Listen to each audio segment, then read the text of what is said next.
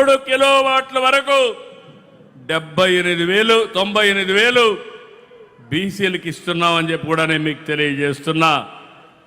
ఇంకో పక్క P4 తీసుకొచ్చాం. తద్వారా ఆర్థిక అసమానతను తగ్గించాలని ఒక నూతన ప్రయోగం చేస్తున్నాం. విద్య, ఆరోగ్యం, పేదవాడికి ఖర్చులు తగ్గించాలి. అందుకే కొత్తగా సంజీవని తీసుకొచ్చాం, డిఎస్సి పెట్టాం, టీచర్ పోస్టులన్నీ కూడా భర్తీ చేశాం. లా అండ్ ఆర్డర్ మెయింటైన్ చేయడానికి 5,757 మంది కానిస్టేబుల్స్ ఇచ్చాం. ప్రభుత్వ ఉద్యోగులను కూడా ఆదుకున్నాం. 23 నెలల్లో 21,000 బకాయిలు చెల్లించాం. ఇవన్నీ కూడా మీరు ఒక విషయం గుర్తుపెట్టుకోవాలి, రాష్ట్ర ప్రజానీకం గుర్తుపెట్టుకోవాలి. మన ఆదాయం ఉండి డబ్బులుండి కాదు, కేంద్రంతో సహకారం తీసుకున్నాం. కేంద్రానికి కూడా మనం ఒక్క రాష్ట్రమే కాదు, అధికారంలో చాలా రాష్ట్రాలు ఉన్నాయి. ఎంత ఇవ్వగలుగుతారో అంతవరకు వారిని మెప్పించి ఆదుకునే విధంగా కార్యక్రమాలు చేశాం. మన ఆదాయాన్ని పెంచుకోవడానికి ప్రయత్నం చేశాం. నేను ఎప్పుడూ మీకు ఒక మాట చెప్పేవాడిని, ఎవరైతే అభివృద్ధి చేసి ఆదాయాన్ని పెంచే వాళ్ళకి సంక్షేమం పంచే అధికారం ఉంది.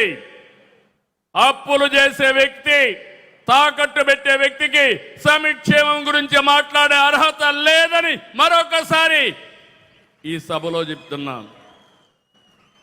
గడిచిన ప్రభుత్వంలో ఆస్తులు తాకట్టు పెట్టారు. ఎంఆర్ఓ ఆఫీసు,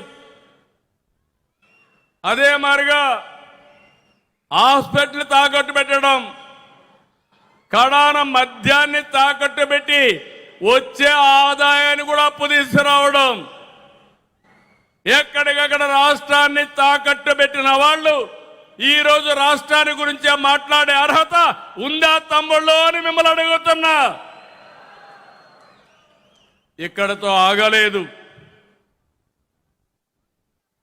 పోయిన సంవత్సరం అప్పుడు ప్రభుత్వం 3 రాజధానుల పేరుతో 3 ముక్కలాటాడి ప్రజల్లో చిచ్చు పెట్టే ప్రయత్నం చేశారు.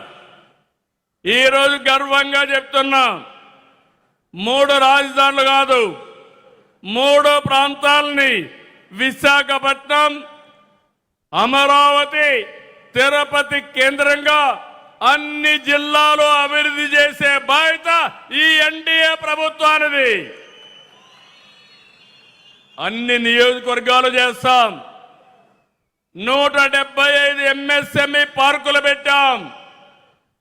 ఇంకొక పక్క పెట్టుబడులకు ప్రాధాన్యత ఇచ్చాం. ఒకప్పుడు పెట్టుబడిదారులు పారిపోయారు, రాష్ట్రానికి రామని శపథం చేశారు. మళ్ళా నమ్మకాన్ని కల్పించాం. ఎక్కడికక్కడ మీరు చూస్తే ఈరోజు రాష్ట్రంలో భూమి కానీ, నీళ్లు కానీ, అనుమతులు కానీ అన్నీ కూడా ఇచ్చి మనం సకాలంలో చేశాం. కేంద్రం కూడా సహకరించింది. మనం కష్టపడ్డాం, ఒక సుస్థిరమైన ప్రభుత్వాన్ని ఇచ్చాం. దీని మీద అందరికీ నమ్మకం వచ్చింది. ఈరోజు మీరు చూస్తే 23 లక్షల కోట్ల రూపాయల పెట్టుబడులు 3 ప్రాంతాలతో సమానంగా వచ్చాయి, అన్ని జిల్లాలకు వస్తున్నాయి. దీనివల్ల అన్ని ప్రాంతాల అభివృద్ధి జరుగుతుంది. ఈరోజు రాయలసీమ ఉంది. రాయలసీమను మనం ఒకసారి గుర్తుపెట్టుకుంటే అనేక అభివృద్ధి కార్యక్రమాలకు శ్రీకారం చుట్టాం.